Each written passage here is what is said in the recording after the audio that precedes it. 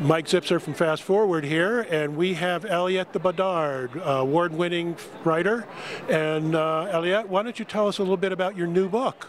Yeah, sure. My new book is The House of Shattered Wings, which is out now from Rock Books, and it's a post-magical war Paris that's been devastated, and where you have fallen angels, Vietnamese immortals, alchemists and magicians basically fighting it out for power and influence.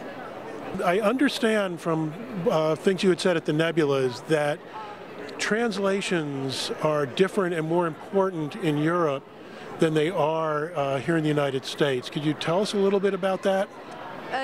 In Europe, I can mostly speak for the French market, which is what I know best. I can't really speak for the entire European continent.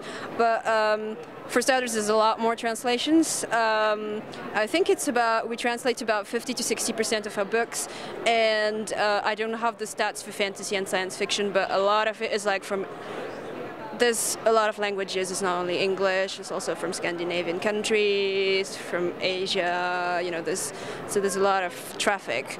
And also, the advantage of this is that the infrastructure is already in place, because one of the things that comes out very often when you talk about translations in the US or in the UK, where this is more like, when those things happen, they're more like a one-off, and there's no kind of like, everybody sort of, I was having this talk with Liz Gorinsky, and she was saying, everybody comes up with their own process because there's no history. In France, it's like, okay, we have translators on retainer, we have a translation budget, it's part of our acquisition process, so that's all taken into account. And translators are not actually, they're not paid as work for hire, they're paid as like a sort of co-authors. You get lower royalties, but you get paid in percentages of sales on books.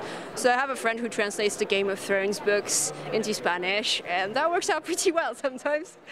So it's really different, and you still, you're considered the owner of the translation, because it's stuff that you, the author wrote, but also that the translator wrote. Thank you very much.